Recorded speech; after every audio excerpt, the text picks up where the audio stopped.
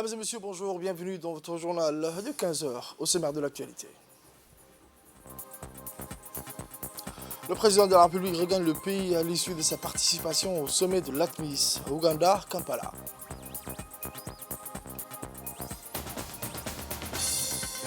Notre actualité nationale, clôture de l'atelier de discussion sur la stratégie nationale des ressources éducatives libres. Et enfin, pour les actualités internationales, climat, nouveau record européen de chaleur pour un mois d'avril en Espagne. C'était les titres, mesdames et messieurs, le journal au complet. L'une des actualités à la une de ce journal, le président de la République, El Hadj Ismaïla Omar Guelleh, a regagné le pays ce jeudi soir à l'issue de sa participation au sommet d'un jour des pays contributeurs de la mission africaine de transition en Somalie. Le sommet est dédié à l'évaluation de l'appui que l'ATMIS apporte à la Somalie. Cette réunion a essentiellement débouché sur deux résolutions phares. Le premier point porte sur la planification d'une mise en œuvre efficiente du retrait graduel annoncé de l'ATMIS sur le territoire somalien. Il s'agit là d'une résolution adoptée surtout en vue de prévenir le risque hautement préjudiciable à la sécurité de la Somalie d'un retrait désordonné non coordonné. Le second point adopté porte sur la concession d'un appui multiforme de l'ATMIS à la Somalie afin que ce pays puisse acquérir d'ici fin décembre 2024, date prévue du retrait définitif de cette dernière en Somalie, toutes les dispositions nécessaires à la protection et à la sécurisation de l'ensemble des biens et des personnes installées sur toute l'étendue de son territoire. Le président djiboutien a pris part à ce sommet qui a eu lieu à Kampala aux côtés des dirigeants à la tête des pays contributeurs de l'ATMIS, dont le président ougandais, M. Yoweri, le président kenyan, M. William Ruto, le président burundais, M. Evariste, et le président somalien, M. Hassan Sheikh Mahamoud. L'Éthiopie a été représentée à ce sommet de l'ATMIS par son vice-premier ministre, M. Demeke Mekonnen. Outre sa participation aux travaux de ce sommet, le président Guelleh a mis à profit son déplacement à Kampala, capitale ougandaise, pour s'entretenir en marge avec plusieurs de ses homologues, chefs d'État et de gouvernement du pays contributeurs de l'ATMIS. Au chapitre des rencontres en aparté, le président de la République a reçu également en audience des hauts responsables à la tête d'institutions régionales et continentales, dont le chef de la mission africaine de transition en Somalie, M. Mohamed El-Amin Soueif. Le président de la République, son Excellence El Hadj Ismaïla Omar Guelleh, a pris part hier matin aux travaux du sommet des chefs d'État et de gouvernement des pays contributeurs de la mission africaine de transition en Somalie, ATMIS. Voici ce reportage. Le président de la République, son Excellence, M. Ismaïla Omar Guelleh, a pris part ce matin à Kampala, capitale de l'Ouganda, aux travaux du sommet des chefs d'État et gouvernement des pays contributeurs de la mission africaine de transition en Somalie, connue sous l'acronyme ATMIS. Les principales thématiques à l'ordre du jour de ce sommet de l'ATMIS sont l'évaluation du niveau d'appui que l'ATMIS apporte à la Somalie. L'objectif étant de permettre à l'armée somalienne de prendre le relais d'ici la fin de l'année 2024. La mise en œuvre du retrait progressif de forces de l'ATMIS dans un premier contingent de 2000 hommes quittera ce pays en juin 2023 pour laisser la place aux forces armées somaliennes, lesquelles vont prendre le règne pour assurer la sécurité et maintenir une paix durable dans leur pays. Le rôle d'élaborer un inventaire des problèmes cruciaux qui découlent de cette décision, notamment la question relative aux modalités pratiques et le processus de mise en œuvre du retrait annoncé de l'ATMIS, sera entre autres au cœur de discussions de chefs d'État et gouvernement de pays contributeurs de l'ATMIS. Il est à noter que les pays de l'ATMIS souhaitent que la réduction de leur effectif sur le terrain soit indexée sur le principe d'une revue de la baisse de champ d'action, d'intervention et de sécurisation placés sous leur contrôle respectif. Avec un effectif de près de 1700 soldats repartis au sein de forces de transition de l'Union africaine ATMIS, les forces armées djiboutiennes sont déployées dans les régions les plus vastes de ce pays pour maintenir la sécurité et instaurer notamment une paix durable. Plus qu'un partenaire et un voisin, la République de Djibouti est un allié indispensable pour la Somalie. En effet, les deux pays partagent des liens séculaires forgés par l'histoire, la culture, la langue et la proximité géographique.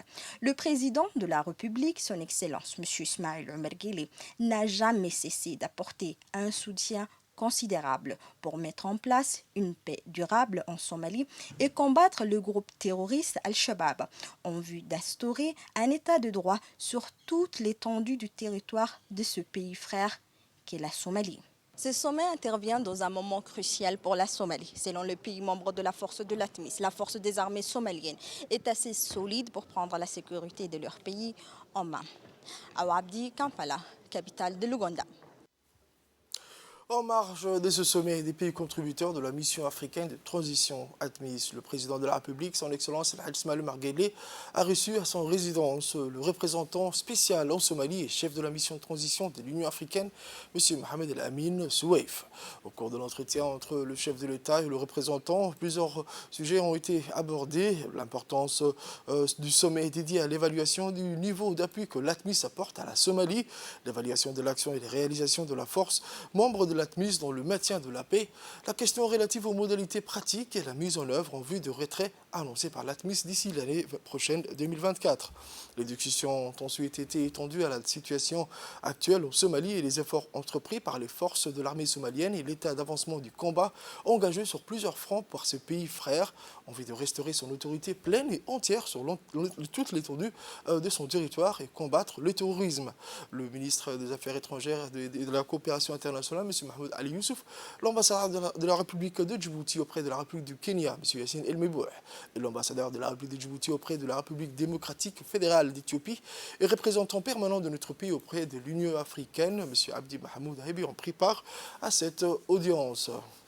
Ensuite, dans une intervention pour la presse, le représentant spécial en Somalie et chef de la mission de transition de l'Union africaine, M. Mohamed El Amin Soueif, a indiqué que plusieurs sujets ont été abordés, notamment la question majeure de retrait des contingents membres de la force de transition de l'Union africaine ATMIS. Il a loué également le rôle des contingents de Djibouti dans le maintien de la paix et la sécurité. On écoute M. Mohamed El Amin Soueif. Un honneur, un privilège d'être reçu ce matin par le président de la République de Djibouti, qui est un grand ami du continent africain.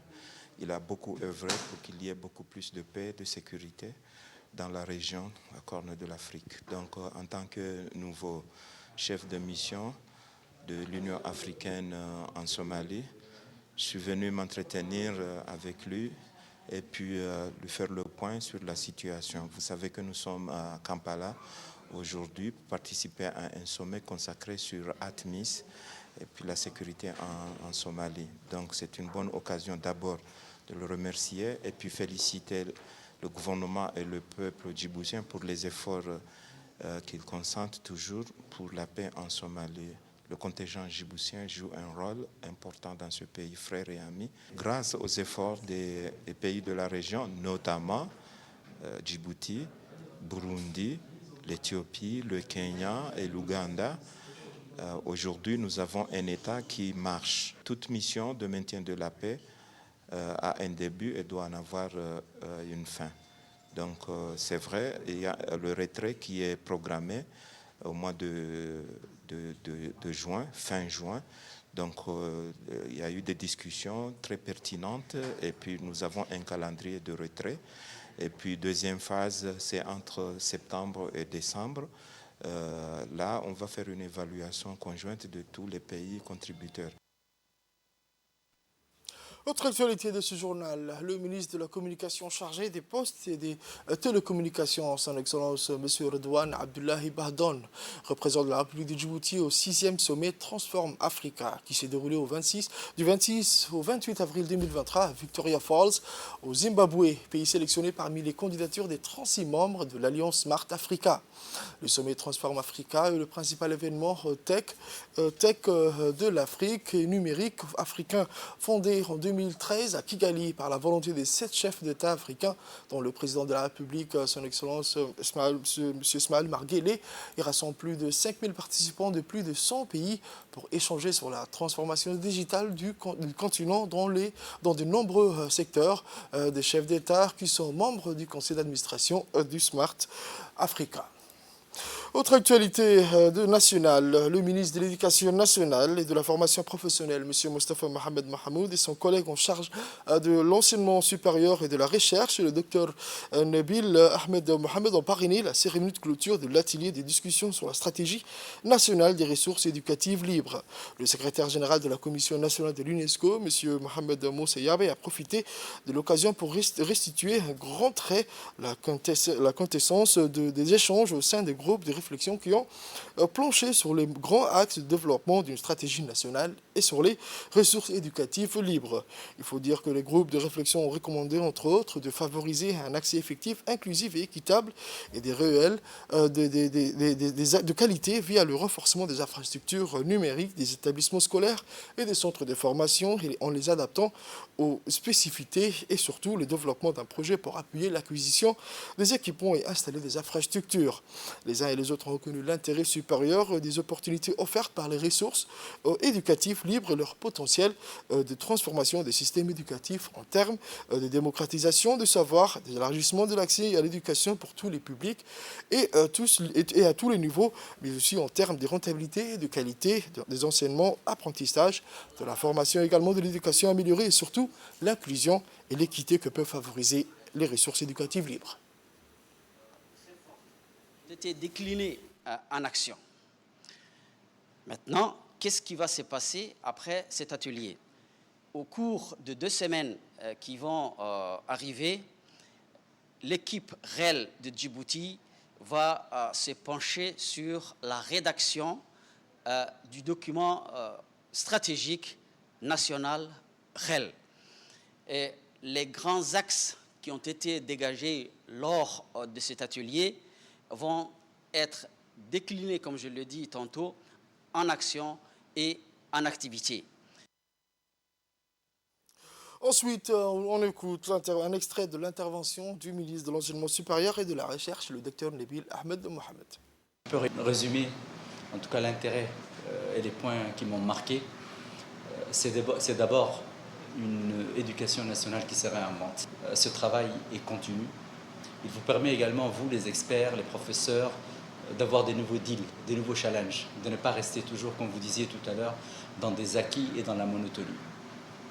Le deuxième élément important dans votre présentation, les uns et les autres, c'est surtout cette collaboration qui nous rapproche, qui font qu'on est une famille, mais que nous avons surtout une mission. Cette mission, c'est de travailler pour nos compatriotes. C'est donc cet esprit de pôle de connaissances, en tout cas ne serait-ce que pour les pays qui souffrent autour de nous. Nous devons nous engager dans cette qualité et dans cet altruisme que connaît Djibouti de partager. Maintenant, dans le mot... et puis, l'autre élément important, c'est les nouvelles technologies. Nous ne pouvons pas rester en marge de ces nouvelles technologies. Et je pense que la chance que nous avons aujourd'hui, c'est que l'Afrique n'a jamais eu autant d'intellectuels. C'est une chance pour Djibouti aujourd'hui d'avoir ce mélange de connaissances qui viennent d'un peu partout. Et comment le mettre à profit? Et le numérique aujourd'hui, je pense que c'est un outil. Le contexte était magnifique. Vous avez parlé de l'évolution, mais également du choc qu'on a eu avec le Covid. Et comment l'éducation nationale, comme l'université, ont pris ce challenge à bras-le-corps. Je vais terminer par les ressources éducatives libres. Dans le mot ressources, il y a beaucoup de choses. Il y a le contenu, le savoir, mais également les hommes et les femmes et les moyens. C'est vraiment d'aller chercher ces ressources, d'optimiser. Vous avez utilisé un mot, mutualiser. Il y a le mot mutualiser, optimiser. Nous avons tenu avant-hier une conférence sur le réseau international de recherche sur la Grande Muraille Verte. Je vous invite peut-être à faire un réseau international sur la ressource éducative libre. Quant au ministre de l'Éducation nationale et de la formation professionnelle, M. Mostafa Mohamed Mahamoud, s'est exprimé sur l'aboutissement de cette formation. Maintenant, qu'est-ce qui peut être disponibilisé, qu'est-ce qui ne peut pas l'être? Ça également, je pense que vous en avez débattu. Comment la diffuser et sur quel format? Là, les questions ont certainement été également discutées. Et ce qui est encore meilleur, c'est que nous allons, nous deux, les départements, le secteur de l'éducation, nous deux, nous allons travailler parce qu'il y a une expertise aussi de l'Université de Djibouti en matière de développement des ressources éducatives libres. Nous allons bien sûr utiliser également ces savoir-faire, parce qu'il y a un savoir-faire national. Et ces savoir-faire national, nous allons Inch'Allah également l'exploiter, l'utiliser et mettre en commun, parce qu'on parle de mutualisation. Déjà au niveau national, dans le domaine du secteur, il faut qu'on arrive à mutualiser ce que le CRIPEN a développé, ce que l'université a développé. Déjà, je pense que ça peut être une première étape pour qu'au niveau national, et même, je suis convaincu que nous avons également des enseignants innovants. Des enseignants ont développé eux-mêmes. Ils ont développé également des ressources éducatives libres. Le CRIPEN, lui, il va bien sûr installer le cadre, il va donner les moyens, mais ceux qui vont produire, ce n'est pas uniquement les concepteurs qui sont au niveau du CRIPEN, mais les gens du terrain également doivent produire. Et ce sont les enseignants.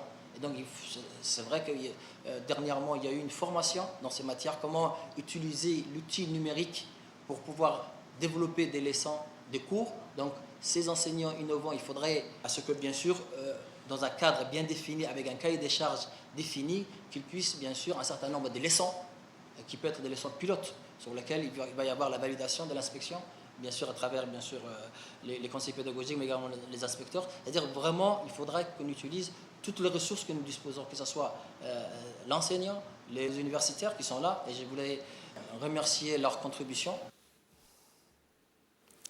Hier, jeudi, dans la matinée, sous l'égide de la ministre de la Jeunesse et de la Culture, le Dr Hibo Moumin Assoé, en présence de son homologue somalien de la Culture, a eu lieu la cérémonie de clôture du Salon du Livre 2023 au département de la Bibliothèque et Archives nationales. Le Salon du Livre, lancé 4 jours plus tôt sous le haut patronage du président de la République, son Excellence M. Ismaël Omar Guelleh, s'est montré à la hauteur des objectifs exploités. En effet, l'événement a enregistré une forte participation d'un public venu nombreux, composé essentiellement d'intellectuels universitaires et jeunes passionnés de la littérature. Cette première édition du Salon des livres lancée sous le thème « Le livre, trait d'union de la Corne d'Afrique et vecteur de paix » est surtout marquée par une dynamique d'approche promotionnelle des productions littéraires, d'échanges et de partage au travers d'une succession de conférences, débats, ateliers et rencontres d'auteurs.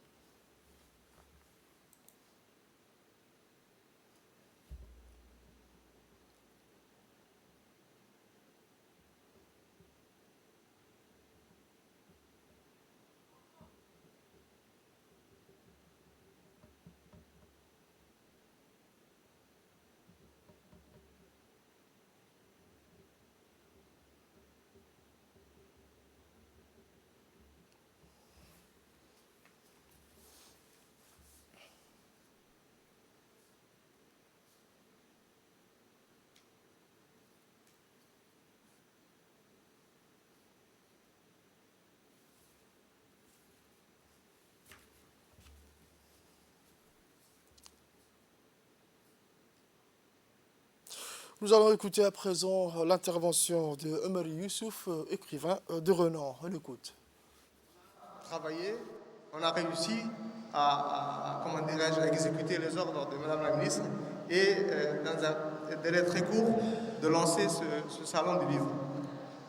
Je voudrais demander à tout le monde de nous excuser si jamais nous avons manqué quelque chose, si jamais nous avons oublié certaines choses.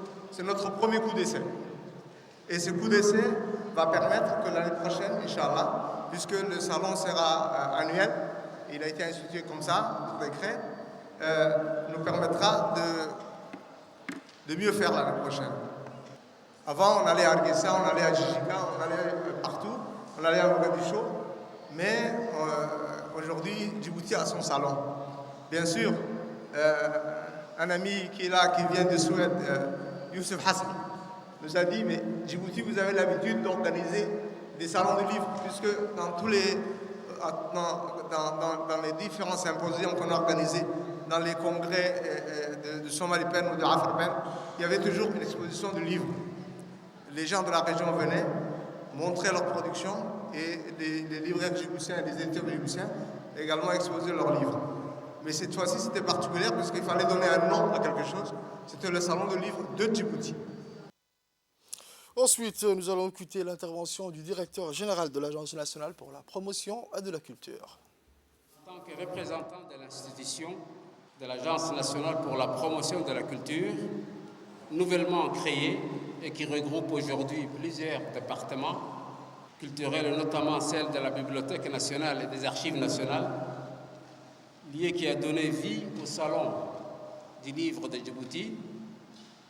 Je souhaite donc exprimer en premier l'honneur et la joie de couvrir cet événement sous l'égide de son Excellence, la ministre de la Jeunesse et de la Culture, et de rendre possible cette première convention du livre. Cette première édition, placée sous le thème du livre trait d'union de la Corne d'Afrique et vecteur de paix, avait pour ambition de rassembler autour d'un événement culturel tous les constituants de la chaîne du livre, soit des auteurs, écrivains, éditeurs, imprimeurs, lecteurs, bibliothécaires et libraires. Et c'est dans le but de célébrer et de commémorer le livre et la littérature djiboutienne. À l'issue de ce salon du livre, nous pourrons d'ores et déjà constater que le challenge fut relevé car grâce à cette édition, nous avons célébré la diversité et la richesse culturelle de notre pays, et notamment dans ces 3 langues locales, afar, arabe et somali. Le Salon du livre de Djibouti joue également un rôle important dans la promotion de la culture et de l'éducation dans la région de la Corne de l'Afrique. Et dans ce sens, il fut organisé des tables rondes, des ateliers, des conférences dirigées, modérées et animées par nos grands auteurs djiboutiens, cheville ouvrière et fer de lance de cet événement inédit pour la dernière décennie. Ils ont dédié leur temps et leur journée et mis leur cœur dans cet engagement au service de la lecture. Nous l'avons vu, l'événement a favorisé les échanges, rencontres entre différents protagonistes régionaux du livre sur des problématiques diverses telles que le métier d'écrivain, les problématiques liées à l'édition. De son côté, le ministre somalien de la télécommunication et de la culture s'est réjoui de l'organisation de haute volée du Salon du livre de Djibouti, mettant au passage en exergue que la République de Djibouti vient de poser les jalons pour un partenariat des pays de la Corne de l'Afrique dans la promotion socio-culturelle et linguistique, la solidarité et le partage de la culture de paix et le développement de l'industrie culturelle et créative. En effet, tout au long du programme de ce salon, nous avons assisté à des échanges enrichissants, à des débats d'idées, à des lectures inspirantes et à des moments de partage qui ont renforcé notre amour pour les mots et les livres. Le livre nous a unis, nous a animés, nous a habités, nous a réjouis. Tous et ensemble, nous sommes venus et nous en a abreuvé, indiqué la ministre, son Excellence, le Dr Hibo Momin Assoué. On écoute son intervention. Mesdames et messieurs, chers invités, que cette édition du livre de Djibouti soit la première d'une longue série, que le lien tissé ici perdure, que les idées partagées continuent à se propager et que la littérature continue de nous unir en tant que peuple multiculturel et multilingue, attaché à ce qui fait sa richesse, sa diversité. Il me plaît dès lors de dire à l'ensemble des auteurs de la chaîne des livres ici présentes, vous êtes la fierté de Djibouti et vous êtes le porteur du livre. Vous êtes conviés à persévérer pour maintenir haut le flambeau de l'excellence livresque et éditoriale dans les concerts de nations. Écrivains, éditeurs, libraires, diffuseurs, bibliothécaires, prescripteurs, agents, critiques littéraires et j'en passe, sans vos efforts continus, permanents, l'industrie du livre ne pourra s'éclore dans toute sa puissance. Et je reste à vos côtés pour que ce dernier soit capable d'innovation et de résistance aux chocs concurrentiels et aux obstacles. Pour ce faire, il est important d'installer une synergie pour soutenir le dispositif public et privé d'appui à la création littéraire. Développer la production locale d'œuvres de qualité. Renforcer les réseaux nationaux et sous-régionaux de distribution et de facilitation du commerce de livres. Promouvoir l'accès des populations aux livres et à la lecture publique. Organiser et réglementer l'industrie du livre. Réfléchir ensemble sur une politique nationale du livre adéquate. Les défis sont nombreux et le rendez-vous annuel du Salon du Livre nous permettra de se réunir régulièrement tout ensemble pour consolider les acquis et aller encore plus loin, encore plus haut. Vive le livre, produit et vecteur d'une économie créative. Vive les salons nationaux du livre, vive Djibouti, je vous remercie. Le président de l'autorité des ports et des zones franches, M. Abakar Omar Hadi, a eu le plaisir de recevoir à Retsi World M. Chen Ailin, maire de la ville de Yangzhou, située dans la province de Yunnan, en Chine. La discussion a porté sur la coopération dans le domaine portuaire, des zones franches et de la logistique entre Djibouti et Yangzhou. M. Abakar Omar Hadi a salué la signature de l'accord de jumelage entériné entre la ville de Djibouti et Yangzhou. Le président de APFZ est également invité à participer à la 3e exposition économique et commerciale Chine-Afrique à Changsha, prévue à la fin du mois de juin, dont le maire de la ville de Yangzhou lui a remis l'invitation en personne. Pour les actualités internationales, je vous disais dans le titre, la ville de Cordoue, au sud de l'Espagne, à Andalousie, a enregistré un record de chaleur pour un mois d'avril, jeudi 27 avril, 38,8 degrés Celsius enregistrés à l'ombre. C'est un record national et même européen. Le précédent record espagnol pour ce mois-ci datait du 9 avril 2011 à Elche, avec 38,6 degrés Celsius enregistrés. Face à cette chaleur exceptionnelle qui s'abat sur le pays, le ministère de la Santé espagnol a proposé aux régions d'avancer au 15 mai l'activation de leur plan chaleur qui débute normalement au juin 1er avec des mesures pour surveiller les populations les plus fragiles ou encore adapter les horaires à l'école, comme à Madrid qui a accepté d'activer son plan chaleur dès mercredi 26 avril.